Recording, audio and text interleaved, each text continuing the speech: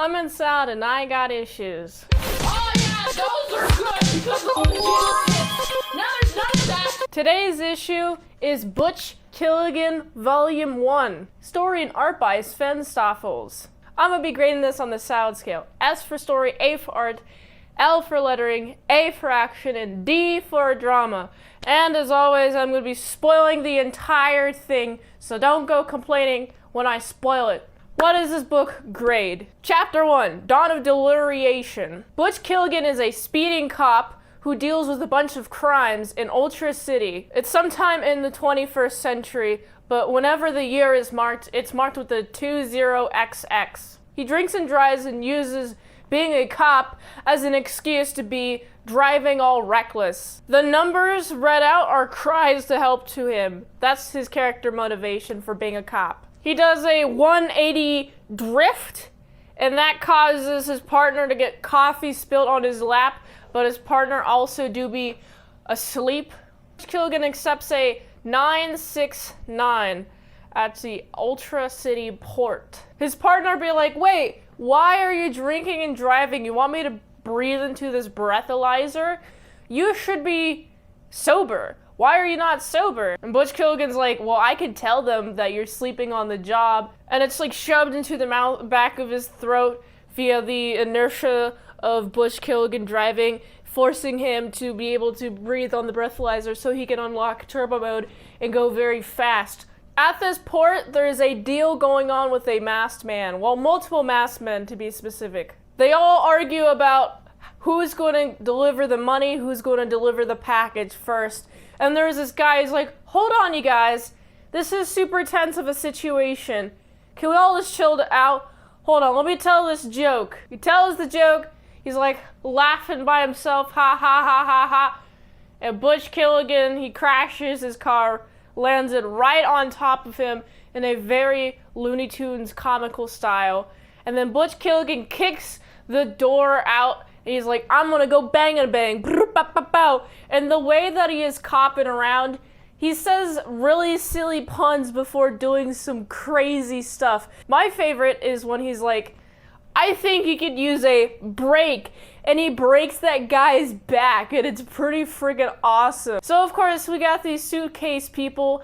They're escaping with the suitcase. And Butch Killigan's like, I'm gonna beat y'all up. Really injure you guys, make it so you guys have to go in the hospital.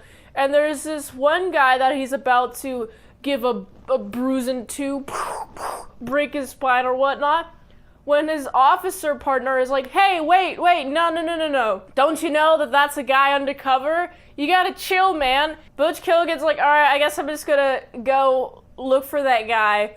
Oops, where's the guys with the briefcase? I don't know, but I do see these guys running away from me. They're feeling fat, and they stop for a rest. And Butch Killigan is there to be like, I'm gonna get you, I'm gonna beat you up. And he does that. And one of the masked people is a woman. He's like grabbing the person, and it feels the titty. And he's like, whoa, what the heck, you're a woman? He's like, hangs her up. And I find that to be fun because it's a good character detail that he doesn't want to beat up women. He does want to beat up dudes, though, like, really a lot, and doesn't mind that he killed that person he crashed with the car. They can't afford to lose the case, so Butch Killigan spots the guy with the case, climbs up the ladder, and he's like, okay, let's go up the ladder, and he's on top of this crane. It's very scary. I like the establishing shot of them being on this crane. I like how Butch Killigan's first thought is like, let's have a gunslinger fight. And the rule is they can draw their weapons once the cloud covers the moon.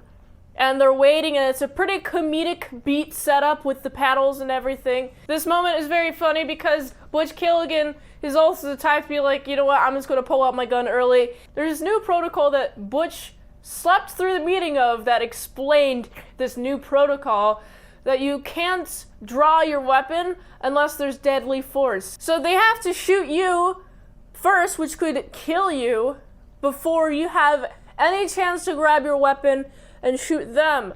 And so Butch Killigan gets a whole freaking speech lecture of this in this implant within his head, and you got the guy speaking to him, but only him, The other guy can't see it, the masked man that has the briefcase. He's all acting confused while Butch Killigan is responding to this guy out loud. He's yelling, and it looks like Butch Killigan is having a big old crazy debate. But then after this, he's like, okay, I can't use my gun right now. He's like all nervous. We got the cloud creeping over the moon. And of course, the guy shoots his badge. And then Butch Killigan could do pew, pew, pew, pew, pew, pew, unload the weapon. But the guy just suddenly vanished and left the case. He's like, well, what's in this case? Why did he open this case? He saw this gross, disgusting creature in the case, and it sprays him with some sort of powder or spores or whatever, and then it leaches onto his arm, and he's like flailing about, and it causes him to fall backwards off of the crane, and he goes into this weird, trippy drug thing world. That's the only way I can describe it. It's very weird. He lands on his face, and it's really cool imagery, and it's a very fast read. I'd say the drug trippy scene, the weird metaphorical stuff, that takes place about 40-ish pages, and it's a very quick flip in this 120-page comic. Overall, the comic is a pretty easy read. It's good pacing. There's this weird masked blob that's showing him symbols, and he's running away. And then you got these skeleton men with the brain exposed, like, reaching for his ankle, and they're like, please help us, please. He's like, what is going on? They pull him into the hole, and as he's being dragged into this hole, he sees this floating masked chick. She looks like an anime princess magical woman. You know what I mean? I don't watch many animes. She just looks like an anime character. As he's following, he sees this mask, and it turns to this weird canister thing that electrocutes him, and then he wakes up younger, and he's in the sand. He's like, what's going on? But then these weird zombie creatures come towards him. He's like, what am I supposed to do? I don't have any weapons. And there's that masked chick. She has a machine gun. She's going brap-a-pa-pa-brap-a-pa-pa. One of the beasts was Poncho, and she's gone. And now he's floating in the middle of nowhere. You got flies crawling over him, which is pretty freaky imagery. Poncho pulls him down. He's like, let go. And what a nice thing for Poncho to just let go and have him continue falling, but not be dragged down by Poncho. As he falls, he starts to lose all senses. He starts to lose consciousness. And this chapter ends with a blank black page. And then flip chapter 2. Out with the old, in with the ancient. Butch Killigan is hanging out outside at his house. He has the case.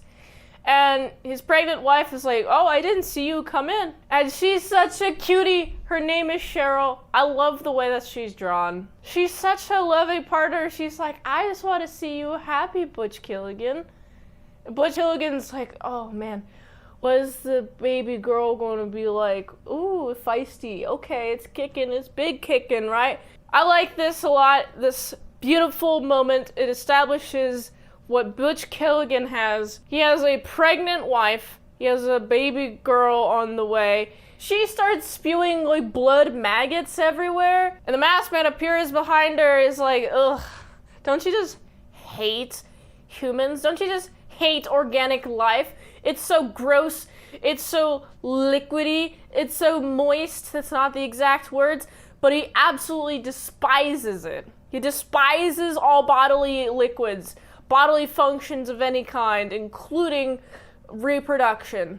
The masked man cuts her belly and then drags her away, and Butch is like, no. This is the most emotion I've seen out of Butch yet. It seems like before he got fallen off of this crane and into this weird drug state, he was having a really chill life. He was expecting a daughter. Now he's in the spiral room where the spiral floor, it's kind of like liquid that he's standing in. It's going up to his calf or whatever. You got the police, bang, bang, bang, bang, bang. We're arresting you because you tampered with evidence. He's like, yo, I didn't do it. You guys, please, my wife, she's gone. They're like, we don't care. And like this fly version of police officers just starts shooting at him, pew, pew, pew, pew. In order to escape, he has to dive into the spiral floor water. He hears his wife, and then a masked man appears. He breaks that mask. And he's in a room with a crib. He's like, what's this crib? He looks inside of it, and it is the weird creature that he saw in the briefcase that he should have not opened, and it sprays him with another spore right into his face, and he passes right out. And he wakes up in a hospital. I like this transition a lot because it's kind of like his eyes opening up, but it's also another guy's eyes, the person who's just running the desk at the hospital. It's their eyes, and they are pretty brain dead. And also the dialogue is talking about these guys. But Butch Killigan is alive now. He's alive. There's an event where thousands of 9/11s happened because AI was in control of air traffic and deploying all the planes. There's a line of code that happened that caused all the planes to crash through all of the buildings. Butch Killigan, through information told by this AI owl named Otto, says, you've been in a coma for 10 years. What about his pregnant wife?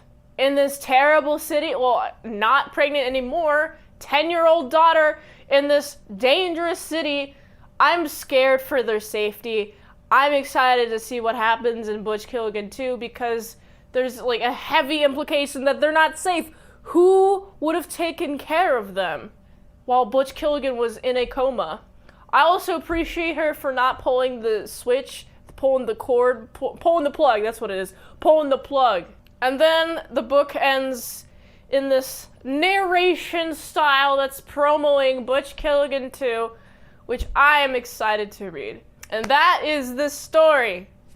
Art. This is a very cartoony, blocky style that has a lot of inspiration taken from American cartoons, a very animated style. I like the flow of the characters, very dynamic, really cool choice of angles and shots. The perspectives looked correct. All the anatomy was very consistent. Very good, distinct character designs from each and every character. Great value work. I look at the values, I'm like, wow, a limited use of values done very well. There's a lot of anime tropes within the panels, like close-up shots, or just the coloring, or the lines, motion lines, a lot of that. There's a lot of exaggerated features. Also incredibly fluid, especially the motion. I love the motion in this comic. A lot of wacky angles, but done in a fun way, but also done in an expert way, and it doesn't look bad whatsoever. There's a lot of good compositions in this comic. Honestly, this entire thing makes me feel like it's a good pilot for a cartoon, for an animation. Will Butch Killigan be adapted into an animation? There's a great selective use of panel bleed. There's not too often where objects in one panel will overlap the panel border, it's go into the other panels, but when it does do that, it's done well, like to put focus on this briefcase, for example. I think that was pretty well done. Just enough detail without being distracting. I like the use of the screen tones for the backgrounds. It adds a cohesiveness to the panels, and I like it a lot, especially when it's gradient. There's selective shading on the characters to increase the drama. There is not usually flat cell shading on the characters, except for when it's dramatic or if it's to add focus to a certain object. There's a lot of motion on the motion parts. Whenever there's action, you can really feel it. There seems to be a mixed media look when it comes to the drug trippy part of this book, and I like the look of that. Overall, I felt this book was pretty beautiful, and it's exciting to read. Lettering. There is a lot of onomatopoeia.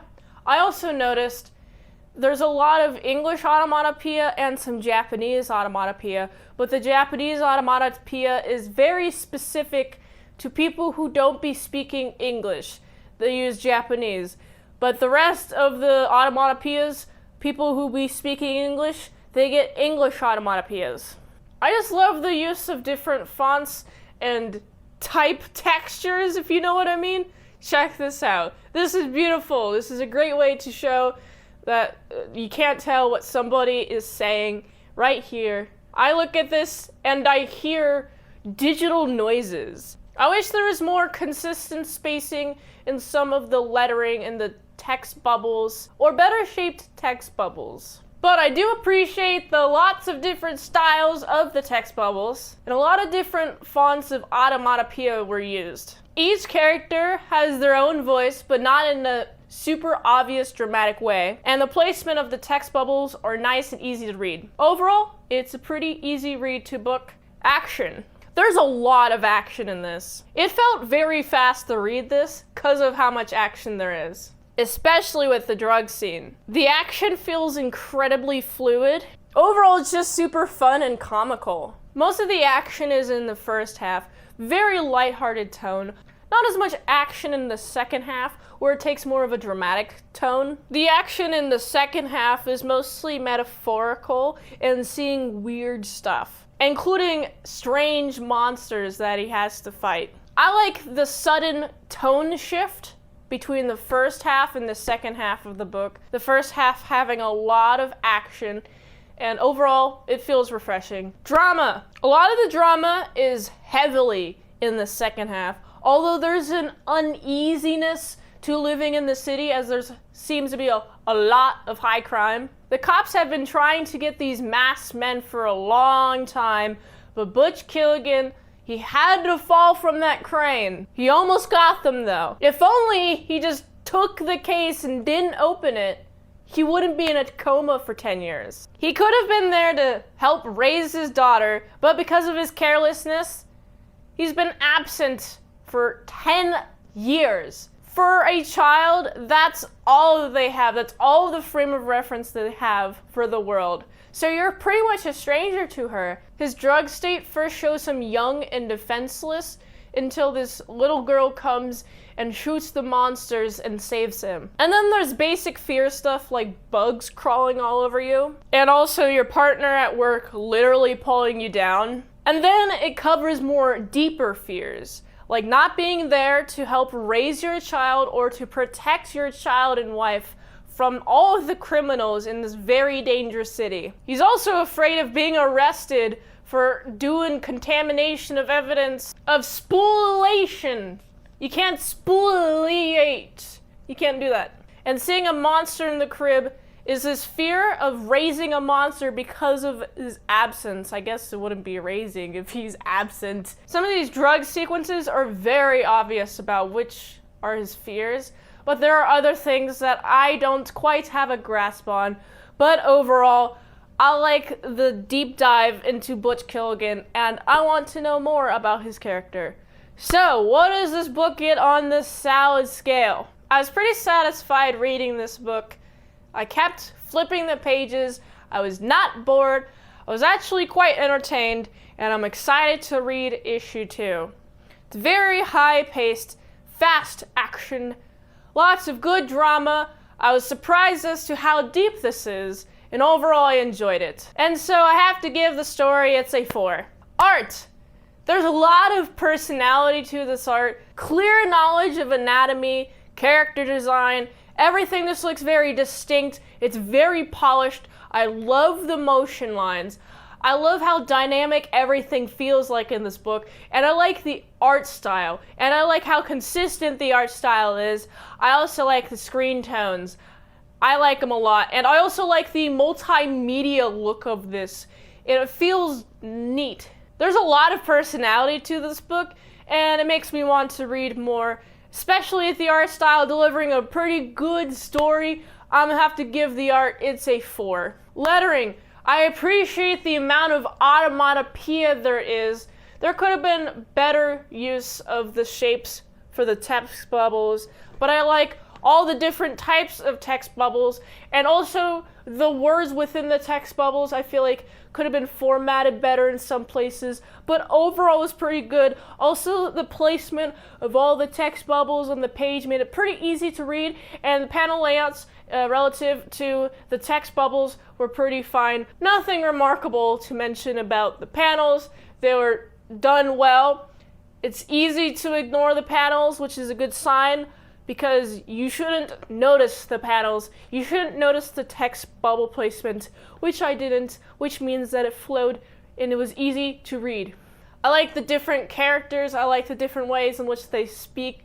Overall, there's a lot of personality to the lettering, lots of different fonts, lots of different text bubble styles, I already mentioned that, lots of different bolding, lots of different font styles like italics and such like that, lots of different text fonts, and lots of onomatopoeia at decent sizes, and so I have to give the lettering, it's a 4. Action, wow, it's such a quick read. I love this action. I feel like I've mentioned it a lot in this, but it's very fluid, very easy to read, lots of panels dedicated to the action. I know what's happening in the fights, and I feel like there's a good amount of action for this 120-page book. Actually, it's most of this book. It's a good way to establish the type of person that Butch Killigan is, plus the environment in which he's in. It's very fast-paced, but also he's very reckless, and he's incredibly aggressive. And to a comical degree. I love the action because it feels comedic, lots of comedy. Also, I like the stark contrast between the first half and the second half of the book. I feel like I've said it already, so I'm gonna give it's a 4. Drama! You know what, at the beginning I was not expecting it to be so deep in the second half. In the first half, I'm like, oh, this is just a guy. He's a little bit of a silly dude, but what is he like? I don't know. Wow, he let himself fall off of a crane because he couldn't resist opening a package that clearly the police have always wanted to see what's inside. Man, you could have opened that package in a more secure location. What did you expect was going to be in that package, Butch Killigan? Money? Why do you think the police want it? Well, do you think the police just want money for some reason? Or like, do you think this must have been like some big cocaine bust? Do you think the cops really care about cocaine that much? Unless it's like a really big amount of cocaine or something, or drug. It can be any drug, really. I'm just using cocaine as an example. In Ultra City, where there's a ton of crime, there's too much crime for the police to respond, it seems like. Why would they care so much about something as petty as cocaine dealing? It would have to be much more major for the cops to be like, yeah, we're going to get this guy. We're going to get him. We're going to 100% get him. Because it must be something that can really mess everything up for everyone around the world or something, or Ultra City. It must have been huge. So Butch Killigan has bad judgment. Also, I like when it gets deep, it shows what he has to lose, how absent he's been, and it sets up the second issue perfectly to deal with how much absence he's been, how he's not been in his daughter's life. And overall, it's a fun time. And so, I gotta give this, it's a 4. What does this book get on the sound scale? It gets a 20 out of 25, and this has been Min Scott Issues. Oh yeah, those are good because